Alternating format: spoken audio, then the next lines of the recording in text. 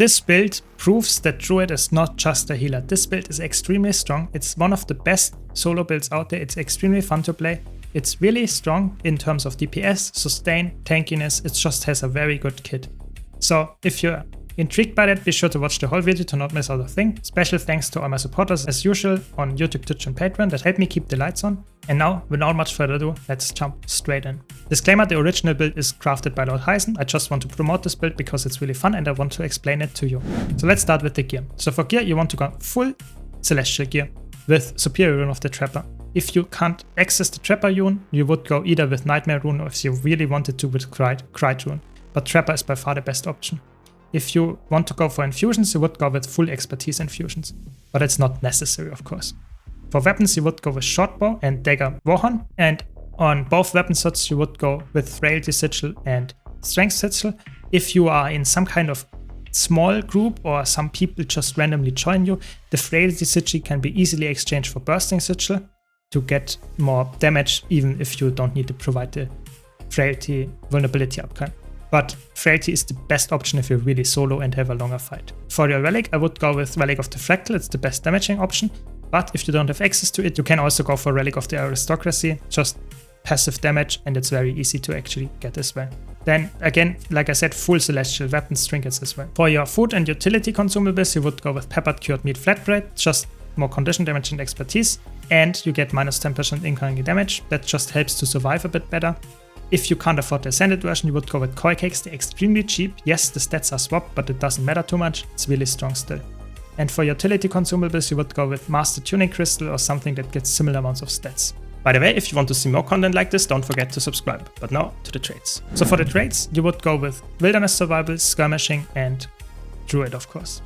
So Wilderness Survival gives you a lot of defense. You get more endurance. You get on dodge, protection in combat. That helps, of course, to decrease the damage you take, but you also heal each second with the protection. You get passive expertise. You get more condition damage. And your dagger skills have faster recharge. And of course, Carnivore, really, really strong. That's why you're actually so insanely tanky and sustainy. Because every time on a quarter of a second cooldown, when you CC the enemy, that also procs when the enemy is, so to say, has a break bar. You actually get healing and deal some damage. Obviously, the damage is nice, but it's more for the healing. 3k healing, it's insane. It's really good. And you have a lot of CCs in this build. When we are skirmishing, just the damage improvement, swiftness, fury, and more damage and crit chance. That helps, of course. And you get more bleeding on crit. That helps, of course, because you are celestial stats. So you crit quite often, so that's a little bit more damage. Bleeding is more dangerous, just more damage. And then very strong light on your feet. So when you dodge or when you use quick shot after the balance patch, whenever you use any skill that evades, you actually get this buff that will last for 6 seconds after the balance patch. Keep that in mind. You see more damage and you have reduced recharge on your short bow skills. They also pierce. The duration is increased. It's really overloaded. It does so much stuff. So more condition damage and duration helps on your dagger as well, but of course the short bow, actually the damage, the recharge reduction helps a lot. And also keep in mind that the attacks when you flank on your short bow are also helping. So your short bow should always be used when you flank the enemy, because then you get more poison here, you get more bleeding here, and you get an immobilize here, and you get a stun instead of a daze. So, and vulnerability as well. So it's really, really overloaded. Keep that in mind. Short bow really strong, especially with this trait. And then we have Druid. So Druid gives you a lot of just very nice damaging skills as well. So daze enemies when you become Celestial Avatar, nice, that procs your Carnivore trait. And when you immobilize or disable an enemy, you actually inflict bleeding as well, so more damage. Just some passive healing, and you get energy, so your resource to go into a Celestial Avatar form. And upon entering or leaving Celestial Avatar form, you get nice damage buff, keep that in mind. Also some concentration. So you should always swap in and out as whenever possible, just to upkeep this.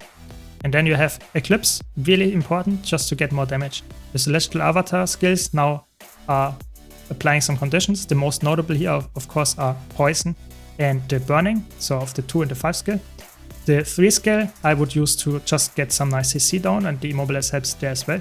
The 1 skill you can use for some vulnerability, but typically that's not an issue. You can of course use the 4 skill to get some might and apply some chill and heal yourself, but typically it's not always necessary. For your pets, I personally would go with Iboga. all the time. It's really, really strong. It just applies a lot of conditions. And the pet skill is also quite nice because it's some CC again. You can use then the Siege Turtle for some nice defensive stuff as well, like projectile block and protection and CC. But I personally like to have some boon removal as well. That's why I used the Spine Gazer in the second set, because it actually has some boon removal in the kit, which is obviously quite nice on a lot of bounties and stuff, because otherwise your build might lack boon removal. For your weapon skills, I already explained shortbow, so I will go to Dagger. Dagger is really strong, just some nice melee damage. The 2 skill as well, and the 3 skill is quite nice because it is a repositioning tool and also applies quickness.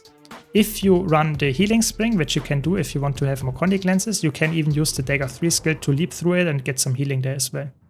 But typically I would use the heal-as-1 just for some nice more healing and some boons there, if you have them on your pet as well. Hunter's Call for some vulnerability application, and Call of the Wild for some just very strong boons, weakness and daze, which also procs again your traits, and it's a blast finisher, so if you use again healing spell, you get some healing while you do that in there. You can, if you wanted to, swap the offhand to mace for some stability and some barrier and some Condi Cleanse and just some more CC as well, but I feel like the Hunter's Call is quite nice to just upkeep the vulnerability very easily. For your other utility skills, I would go always with Sharpening Stones, just a very high damaging bleeding output. Protect Me for some barrier and protection and a stun break, really short cooldown as well. And then you have Sun Spirit for some nice might application and some burning. You can swap around if you wanted to, you can get some CC with the Glyphs or some nice utility there. And you can even go for some evade and stun break if you really wanted to, or some invulnerability with Stone Signet, but typically this is the setup that I would run. And then we have Entangle, just a very nice, just DPS skill. That's the best option if you want to get a lot of DPS out. And it also procs your traits with Immobilize, so keep that in mind, it's also unblockable. And the really cool thing is, if you really wanted to swap this, you can swap it to the Glyph of the Stars, because then you actually are completely immune against Condis on a 48-second cooldown, and it's a water field, it's passing stability, it's really overloaded. So this is the most defensive option, but it's typically not necessary, so I would go for a more aggressive option here as well. Regarding the rotation, you would start with using your Sun Spirit into your Call of the Wild and use your instant cast utility skill with the bleeding, and use your Entangle. Then you use your pet skill and your Dagger 2, Dagger 3 into Hunter's Call, into weapon swapping, use your weapon skills there, except the weapon skill 3, that's not necessary, and swap into Celestial Avatar form, where you use your 5 skill and your 2 skill. And then you can use the 2 skill again when you are about to swap out, use the 3 skill if you want to, and some auto attacks, and use the weapon skills that you have on shortbow that are already off cooldown. Then you swap your weapon, use your dagger skills, and just spam your auto attack until your Hunter's Call and your Call of the Wild come back up, and use the Sun Spirit again. Use, of course, your healing skill and your Protect Me if necessary, but other than that, you always follow this loop. So you always try to use the weapon skills off cooldown before you swap to the next weapon, use all the weapon skills there, and swap back into Celestial Avatar. You use some skills there. Typically, I would not use the 4 skill, but the 2, 3, and 5 are DPS increases and also heal you, and also some nice CC. And you should always then swap directly back out. And typically, I would not use the shortbow 3 skill. You can use it if you need some evade, but other than that, you shouldn't use it. And just spam your auto attack. Be careful with your shortbow to position yourself correctly, but other than that, you can of course swap and stay on your weapon depending on the situation. So if you need more range, stay on the shortbow. And that's it for the rotation. It's quite easy, it's quite strong, it does a lot of damage, and there's a lot of healing baked into the rotation as well in CC. So it's really fun to play, in my opinion. I would for sure give it a try if I'm a ranger enjoyer. I hope you enjoyed this video. If you did, be sure to leave a like and subscribe for more content like this. Thanks to all my supporters on YouTube, Twitch, and Patreon that helped me keep the lights on. Thank you all for watching, and I hope to see you all in the next video.